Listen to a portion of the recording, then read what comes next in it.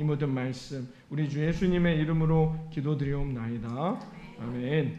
할렐루야. 자, 여러분, 어느 교회에 집사님이 계셨어요.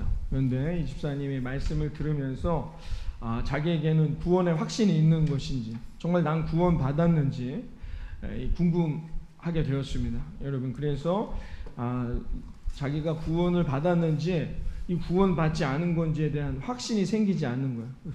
너무 두렵고 걱정되는 마음에 교회 장로님에게 상담했다고 합니다. 장로님, 제가 구원 받은 게 맞습니까? 구원의 확신이 생기지 않네요. 염려하고 걱정됩니다. 어떻게 해야 될까요? 라고 질문을 했더니 이 장로님께서, 아니 집사님, 뭘 걱정합니까? 집사님 세례 받으셨잖아요. 그러니까 네, 세례 받았습니다. 아니 세례 받았으면 믿어야지. 의심하는 건 죄입니다. 회개하세요. 이제부터 어떤 일이 있어도 집사님은 구원 받으신 거예요. 이 믿음을 갖고 기쁨으로 살아가시기를 바랍니다. 믿으세요. 예, 알겠습니다. 그러면 그 감사하는 마음으로 이번 주일부터 감사헌금을 꼭 하시기 바랍니다. 이렇게 권면했다고 합니다. 여러분, 이 상담은 잘된 상담입니까? 잘못된 상담입니까? 애매합니다. 그렇죠?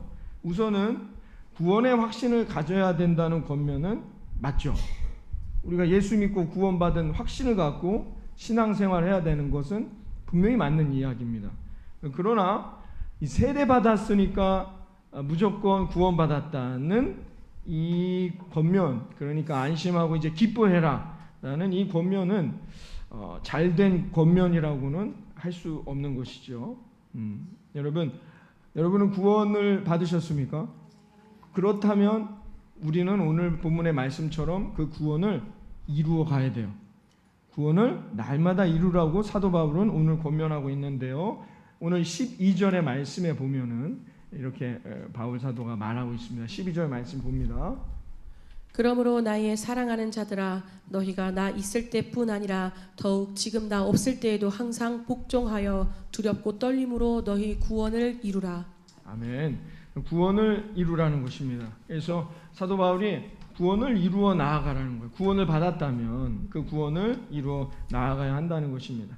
이 말씀은 뭐냐? 두렵고 떨리는 마음으로 구원을 이루라는 것은 우리가 평생을 구원의 확신을 갖고, 그러면 어떻게 해요? 두려운 마음으로, 떨리는 마음으로 내가 구원받았는지 구원받지 않았는지를 점검하고 살아가라는 뜻입니까? 두렵고 떨리는 마음으로 너희의 구원을 날마다 이루라는 이 권면의 말씀은 뭘까요? 이것을 오늘 이 아침에 우리가 함께 생각해 보기를 원하는데요.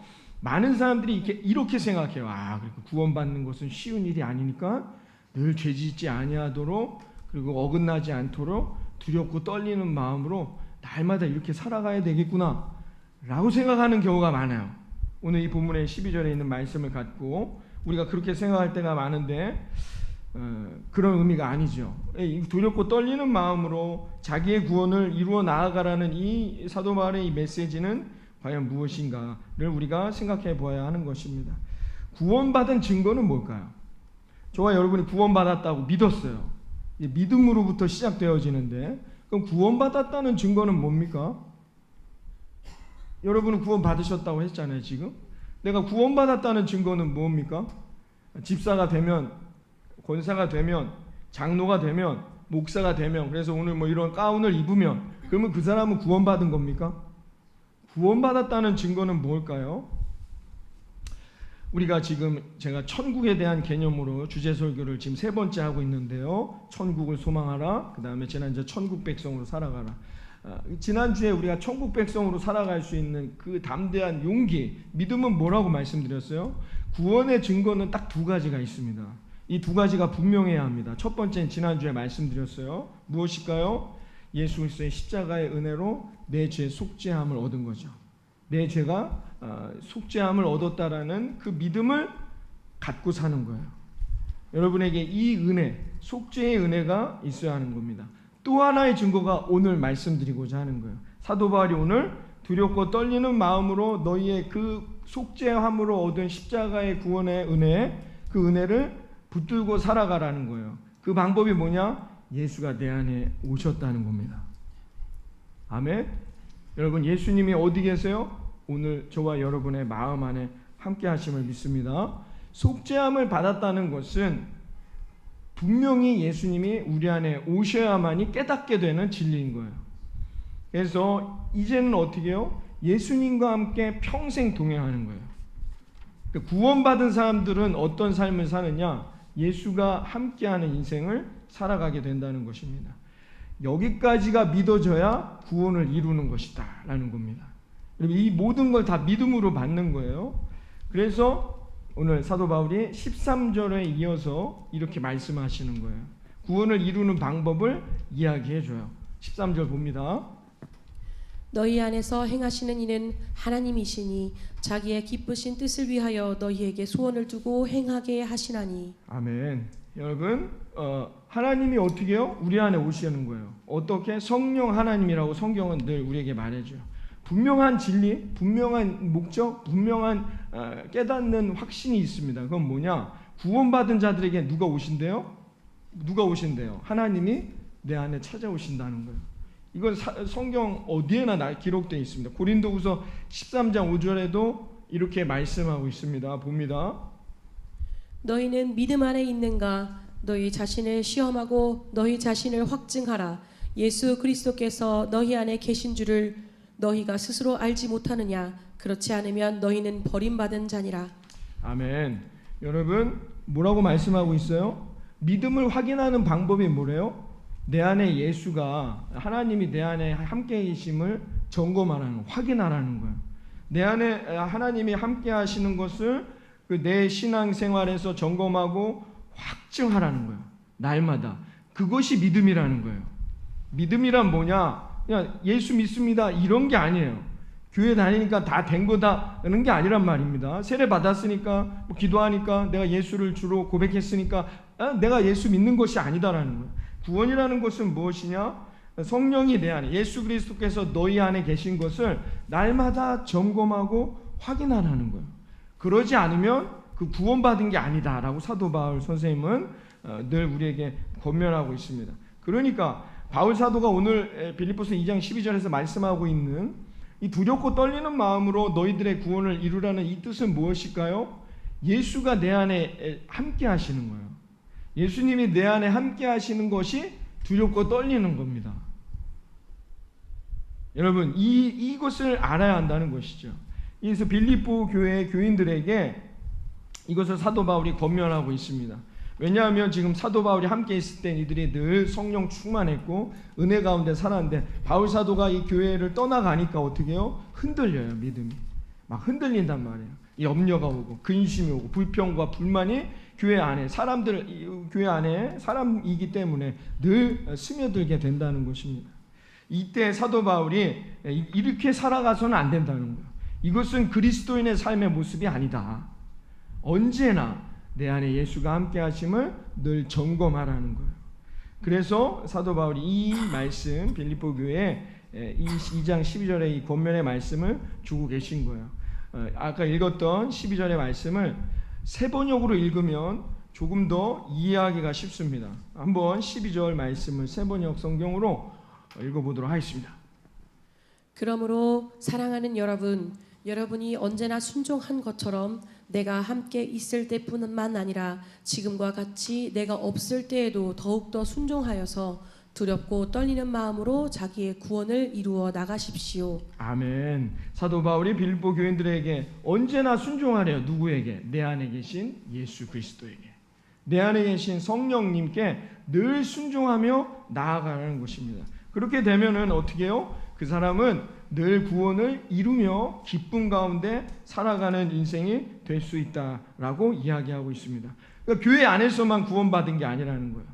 교회 안에서 다른 사람들이 있으니까 내가 권사로서, 집사로서, 목사로서가 아니라 가정에 가든지 일터에 가든지 다른 사람들과 함께 있든지 아니면 혼자 있을 때라든지 언제나 뭐예요? 내 안에 계신 예수 그리스도로 말미암아 여러분들의 삶에 순종을 이루어 나아가라는 거예요.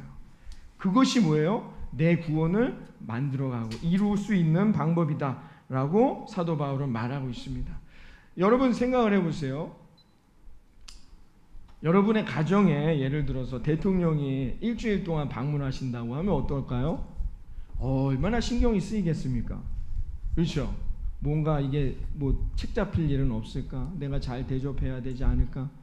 아닙니까? 오든 말든 상관이 없습니까?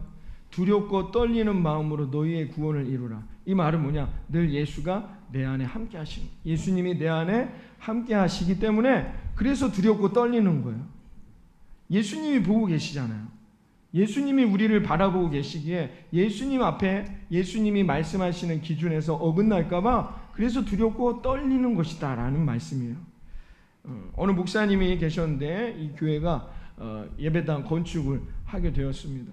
그런데 이 건축을 돕는 업체가 부도가 나서 교회가 이 일을 하다가 어려움을 겪게 되었어요. 그래서 건축 대금을 정산해야 될 시간이 왔는데 정산하지 못해서 교회 사정이 말할 수 없이 어렵게 돼가고 있습니다. 그래서 목사님께서는 이 일을 하던 업체들한테 조금 덜 받아가면 안 되겠냐, 교회가 너무 사정이 어렵다, 이렇게 이야기하려고 했다고 합니다. 그래서 어떤 한 건축 하청업자를 만났는데 이분에게 2,200만 원을 주어야 했어요. 그런데 500만 원을 좀 깎아달라고 이야기하려고 했습니다. 그랬더니 안 된다는 거예요. 이 사장이 단호하게 안 됩니다. 우리 교회가 지금 상황이 이러니까 그럼 어떻게 해야 합니까? 좀 봐주십시오 라고 이야기했대요. 그런데 목사님 2,200만 원을 저에게 다 주시면 제가 거기서 500만 원을 교회를 위해 헌금하겠습니다. 그래서 교회를 하나님 축복하시고 잘 될 수 있도록 제가 기도하는 마음으로 헌금하겠습니다 라고 이야기했대요. 그래서 목사님이 이제 집에 돌아와서 이거 속는 거 아닐까? 정말 500만 원을 헌금할까? 그냥 말만 저렇게 하고 도망가면 난 어떡하지? 우리 교회는 어떡하지? 성도님들에게 뭐라고 이야기하지? 여러 가지 생각이 있었어요. 그러다가 2,200만 원을 이렇게 잘 모아가지고 이 사장님을 만났습니다. 그래서 이렇게 2,200만 원을 딱 전달했더니 아유 감사합니다 하더니 낼름 그냥 가방에다가 다 넣는 거예요. 그 순간에 이 목사님이 내 속았어. 이런 생각을 하고 있는데 갑자기 안주머니에서 이 사장님이 500만 원짜리 수표를 꺼내서 헌금 봉투에 넣어서 전달하더라는 것입니다. 목사님이 만일 그 사람을 믿지 못하고 그 약속대로 돈을 준비하지 않고 500만 원을 깎아서 만약에 가져갔다면 얼마나 창피한 일입니까? 그렇죠? 여러분, 우리가 믿음으로 산다는 거, 우리가 하나님의 말씀대로 구원을 날마다 이루며 산다는 것은 뭐냐? 사람이 어제나 오늘이나 내일이 똑같아야 돼요. 사람이 어느 순간에는 이렇다가 상황이 바뀌면 또 다른 모습이 나오거나 이런 사람은 한결같은 사람이 될 수 없습니다. 우리는 어제나 오늘이 또 내일이 동일하고 한결같은 모습을 가져야 되는 거예요. 왜냐하면 내 인생의 주인은 예수님이시기 때문이죠. 왜 그리스도인들은 그리스도인을 믿습니까?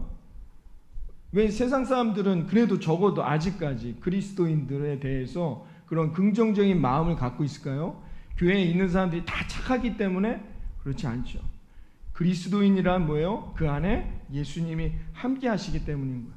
예수님의 마음, 내 안에 예수님이 함께 하시기 때문에 예수님이 나와 함께 하심을, 그 예수님의 뜻이 무엇인지를 알기 때문에 저나 여러분이나 뭐 다른 교회의 교인들이나 그리스도인들은 삶의 패턴이 비슷하단 말입니다. 크게 벗어나거나 어긋나지 않아요. 그것을 사도 바울은 오늘 두렵고 떨리는 마음으로 여러분 스스로의 구원을 이루어 나아가십시오 라고 표현하고 있는 것입니다. 그러니까 이 말은 구원받는 것이 막 힘들고 어려워서 두려운 것이다 라는 뜻이 아닙니다. 구원은 두렵고 떨리는 거구나, 어려운 것이구나 라고 생각하면 안 돼요. 그러다가 내가 구원을 딱 받은 순간부터는 자유하구나, 이런 메시지가 아닙니다. 우리가 이렇게 오해하는 경우가 많아요. 그렇지 않다는 거예요. 그러면 구원받았으니까 이단들이 특히 하는 이야기들 중에 구원받았으면 이제 자유할 수 있다는 거예요. 그런 메시지가 아니에요. 구원받기 전에는 두렵고 떨리지만 마치 무슨 구원이 무슨 운전면허증 합격하면 면허증 받듯이 그런 게 아니란 말이에요. 면허증이 없으면 운전할 때 두렵고 떨리겠죠. 근데 운전면허증을 받으면 내가 왜 두렵고 떨립니까? 경찰이 있어도 막 지나갈 수 있단 말이에요. 구원을 이런 식으로 우리가 해석하거나 받아들이는 경우가 많아요. 그렇지 않다는 거예요. 사도 바울은 분명하게 우리에게 말합니다. 구원은 뭐냐? 내 안에 계신 하나님을 기쁘게 해드리는 거예요. 그 예수가 내 안에 있어야만이 이루어질 수 있는 게 구원의 개념이라는 말입니다. 이것을 우리가 함께 오늘 사도 바울이 말해주고 있어요. 그래서 예수가 함께하는 인생은 다르겠지요. 예수님이 함께하지 않는 인생들과 달라요. 그리고 예수님이 뭐 여러분이 아니기 때문에 예수님과 함께하는 사람들은, 그래서 그리스도인들은 삶의 패턴이나 모습이, 성향이 비슷해질 수밖에 없단 말입니다. 어느 교회 전도사님이 쓴 글인데요, 인터넷 SNS에 쓴 글입니다. 오늘 차로 접촉사고를 냈다. 주위에는 아무 보는 사람이 없었다. 그냥 가려는 그 순간 예수님이 보고 계신다는 생각이 들었다. 차 주인을 찾아가 사고 경위를 말씀드렸더니 차 수리를 당장 해달라고 말한다. 말을 들어보니 이참에 기존에 수리해야 할 부분까지 다 수리하려는 속셈이 훤히 들여다 보였다. 몇몇 주변 분들에게 본 사람도 없는데 왜 자기 발로 찾아가서 문제를 만들었냐고 머리를 절레절레 흔든다. 그 순간 나는 바보가 된 기분이었다. 그런데 한 가지 확신하는 것은 예수님이 그때 나를 보고 계셨다는 것이다. 나는 바보다. 예수님만 아는 바보이다. 구원받은 사람이란 무엇이냐? 그 마음에 예수님을 모시고 살아가는 사람인 것이죠.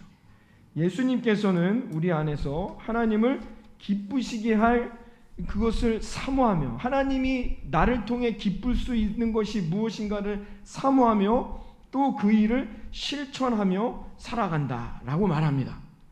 오늘 13절 말씀을 세번역 성경으로 보면 분명하게 사도 바울의 의도가 드러나게 됩니다. 봅니다. 하나님은 여러분 안에서 활동하셔서 여러분으로 하여금 하나님을 기쁘게 해드릴 것을 염원하게 하시고 실천하게 하시는 분입니다. 아멘. 날마다 구원을 이루는 사람들의 모습이 뭐예요? 그 안에, 내 안에 들어오신 성령 하나님이 어떻게 내가 살면 기쁘실지 그거를 생각하고 그것을 몸소 실천하는 사람이다 라고 말하고 있습니다. 그 삶이 뭐예요? 그게 하나님을 기쁘게 하시는, 그게 구원을 날마다 이루며 살아가는 인생이 된다는 것입니다. 우리가 이제 연말이 다가오는데 당회도 준비해야 되고 할 텐데요, 이제 여러분들에게 어떤 일이 맡겨질 때 내 마음에 기쁨이 없다, 교회 목사님이, 집사님 이런 일을 좀 맡아서, 권사님 이런 일을 좀 맡아서 좀 해주시면 감사하겠습니다 할 때 여러분이 마음에 교회 일을 해야 되는데 기쁨이 없다. 그건 왜 그런 거예요? 그것은 하나님이 내 안에 안 계시다는 뜻이에요. 그러니까 구원을 이루지 못한다는 뜻이죠. 어떤 일이든지 교회 일을 맡겨질 때 이거 하나님이 나를 통해 이루실 기쁜 일이다. 아멘. 목사님 제가 그렇게 해보겠습니다 라고 한다면 뭐예요? 그 안에서 하나님이 그 기쁘신 일을 이루어 나아가신다는 거예요. 사람 때문이 아니라 내 안에 계신 하나님 때문에 그 일을 이루어 가신다는 겁니다. 그러므로 교회의 여러 가지, 여러분의 인생의 삶에도 마찬가지예요. 하나님의 역사는 언제 이루어지느냐? 주님이 내 안에 함께 하실 때. 그래서 그 주님을 기쁘시게 하기 위해서 내 삶을 순종하며 나아가게 될 때, 그때부터 우리가 뭐 기적, 뭐 하나님의 응답, 하나님의 역사가 그때부터 우리의 삶에 이루어진다는 것입니다. 여러분, 그래서 우리의 삶은, 그리스도인들의 삶은 다 비슷하단 말이에요. 은혜 받은 것들도 다 비슷비슷하단 말이죠. 하나님의 응답을 받는 것도 기도를 통해 아니면 말씀을 통해 받는 방법들이 다 비슷비슷하단 말입니다. 왜 그럴까요? 우리 안에는 예수가 함께 하시기 때문이에요.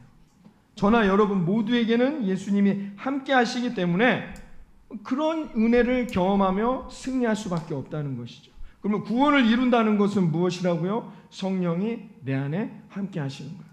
그러면 그 증거가 뭐예요? 성령님이 기뻐하시는, 그러니까 하나님이 기뻐하시는 일이 뭔지를 날마다 생각하고 그 일을 실천하는 사람.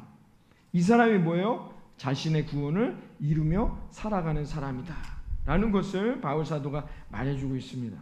그러면서 바울 사도가 특별히 빌립보 교회에 이런 은혜를 저지하는, 이런 은혜를 방해하는 것들에 대해서 당부하면서 이렇게 오늘 본문의 말씀을 이어가는데요. 14절 말씀이 이렇게 있어요. 두 가지로 제가 한번 준비했는데, 우리 여러분들이 함께 보시는 개역개정과 세번역과의 차이가 있는데요. 함께 봅니다.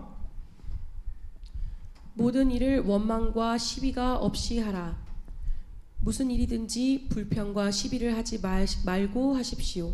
아멘.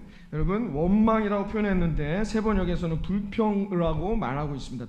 다 같은 의미라는 거예요. 불평과 시비가 넘쳐나는 거예요.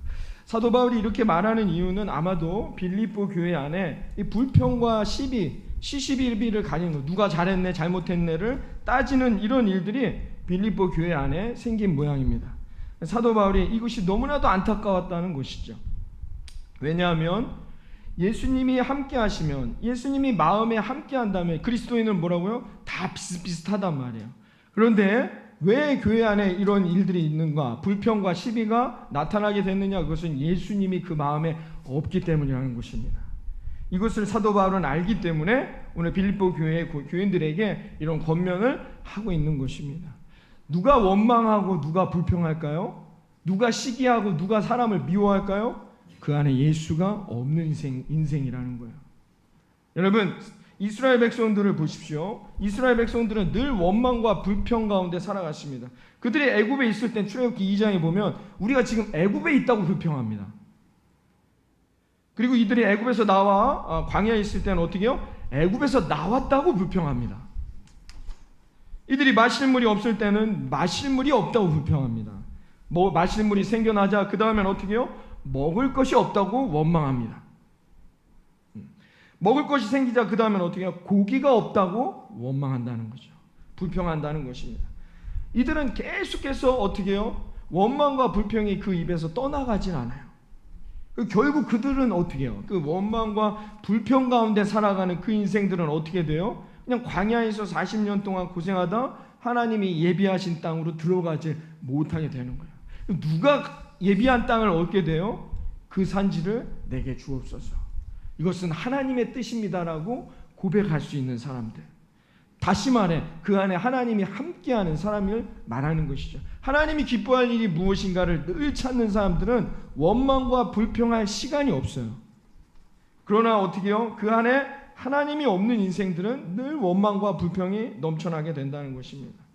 그러므로 성도의 원망과 불평은 하나님의 마음을 너무나도 아프게 하는 것이죠. 왜냐? 하나님이 함께 하시지 않는다는 증거이기 때문입니다. 왜 원망하고 불평할까요? 그것은 하나님이 나와 함께 하신다는 것이 경험되거나 믿어지지 않기 때문이라는 것이죠. 사람과 환경에 대해서 불평하지만 사실은 뭐예요? 그 마음 안에 하나님이 함께 하시지 않기 때문입니다. 아니면 하나님이 내 인생에 왜 이런 어려움과 아픔을 주는가? 하나님에 대한 불평이 그렇게 드러나게 된다는 것입니다. 사랑하는 예수님만 구주교회 성도 여러분, 여러분들은 어떠십니까? 아직도 누군가를 원망하거나 자신의 환경에 대한 불평을 갖고 살아계시는 분이 계십니까? 그렇다면 여러분은 예수님이 여러분 안에 계심을 믿지 못하고 살아가는 것입니다. 불평 안 하는 것, 원망 안 하는 것만도 엄청난 믿음이란 말입니다. 이런 믿음을 갖고 살아가야만이 날마다 자신의 구원을 이루고 하나님을 기쁘게 하는 인생을 살아갈 수 있다고 오늘 사도 바울은 권면하는 것이죠. 여러분, 그렇게 될 때 어떻게 해요? 세상이 놀랍게 변화되는 거예요. 저와 여러분으로부터 시작되어지는 거예요. 변화와 개혁은 어디 멀리에서 시작되지 않습니다. 바로 나로부터. 교회의 부흥은 어디 멀리에서 시작되는 게 아니에요. 바로 나로부터 시작된다는 것입니다. 그것이 바울 사도가 우리에게 말해주고 있는 내용이라는 것이죠. 40년 동안을 평화롭게 은혜롭게 목회하시다가 은퇴하신 목사님이 계셨어요. 그래서 목사님들이 어떻게 그렇게 40년 동안 그런 아무런 잡음 없이 그렇게 목회하셨습니까? 그 비결이 뭡니까? 라고 묻자 이 목사님이 이 검정색 노트 한 권을 딱 꺼내셨어요. 그래서 이게 뭐예요? 그랬더니 이 노트가 바로 교인 불평록이요 라고 말씀하셨어요. 이게 무슨 말인가 들어봤더니 교인들 중에 누가 목사님을 찾아와서 어떤 교인에 대한 잘못이나 과오에 대해 막 불평을 늘어놓습니다. 그러면 목사님이 그 교인 불평록을 딱 펴십니다. 그리고는 예, 성도님 알겠습니다. 그럼 자, 지금부터 제가 여기다가 그 불평의 내용을 다 적어 놓을 테니까, 다 적고 나면 끝에다가 오늘 날짜랑 우리 성도님 이름과 도장을 꼭 찍어 주세요. 그럼 제가 요걸 들고 가가지고 요 문제들을 제가 가서 직접 물어보고 확인해 보도록 하겠습니다 라고 이야기했다고 합니다. 그랬더니 불평하러 왔던 사람들은 모두가 다 당황하면서 이렇게 말한다고 합니다. 목사님, 사실은 그게 아니고 제가 뭐 그렇게까지 기록을 남기거나 뭐 사인을 할 정도의 문제겠습니까? 별거 아니지요. 괜찮습니다 하고 대부분 다 돌아갔다는 것입니다. 그렇게 해서 40년 동안 평안하게 은혜롭게 목회를 하게 되었다는 것이죠. 사랑하는 여러분, 우리가 원망 안 하고 불평 안 하는 것만으로도 이 놀라운 하나님의 은혜를 경험하게 된다는 것이죠. 근데 우리가 이렇게 예수 믿고 예수님이 내 안에 함께 하심을 깨닫고 살아가게 될 때 그 한 걸음 한 걸음들이 어떻게 해요? 이 놀라운 변화를 일으킨다고 오늘 사도 바울은 말합니다. 15절에 말씀하고 있습니다. 15절 말씀, 그리고 16절과 18절 말씀 이어서 계속 세 번역으로 한번 봅니다. 그리하여 여러분은 흠이 없고 순결해져서 구부러지고 뒤틀린 세대 가운데서 하나님의 흠 없는 자녀가 되어야 합니다. 그리하면 여러분은 이 세상에서 별과 같이 빛날 것입니다. 생명의 말씀을 굳게 잡으십시오. 그리하면 내가 다름질한 것과 수고한 것이 헛되지 아니하여서 그리스도의 날에 내가 자랑할 수 있을 것입니다. 그리고 여러분의 믿음의 제사와 예배에 나의 피를 붓는 일이 있을지라도 나는 기뻐하고 여러분 모두와 함께 기뻐하겠습니다. 여러분도 이와 같이 기뻐하고 나와 함께 기뻐하십시오. 아멘. 여러분들이 예수가 내 안에 함께 하심을 믿고 내 안에 있는 원망과 불평을, 그 시비를 다 내려놓고 살아가게 될 때 여러분의 내일은, 여러분의 삶은, 여러분의 가정과 일터는 찬란하게 빛나는 별과 같이 되어질 것을 믿습니다. 그래서 하나님이 기뻐하시고 기뻐하시는 그런 교회와 우리 사랑하는 성도들의 가정과 일터가 되어지게 될 것을 믿습니다. 그렇게만 될 수 있다면 사도 바울은 자신의 피를 그 제단 위에 붓겠다는 것입니다. 그런 삶의 여정이 이루어질 수만 있다면, 그런 삶의, 그런 복된 교회가, 가정이 만들어질 수만 있다면 자기는 자신의 피를 부어버리고 죽어도 여한이 없다는 얘기십니다. 그것이 오늘 사도 바울의 빌립보서 2장 16절부터 18절의 말씀이 되는 것이죠. 사랑하는 여러분, 뭐가 그렇게 기뻐서 기뻐하고 기뻐하며 기뻐하고 기뻐하는 예배가 될 것입니다 라고 바울이 이야기할 수 있겠습니까? 무엇이 그렇게 바울을 기뻐할 수 있을까요? 여러분의 삶에 예수가 함께하는 증거가 드러나는 것입니다. 예수 믿고 구원 받으셨음을 믿으십니까?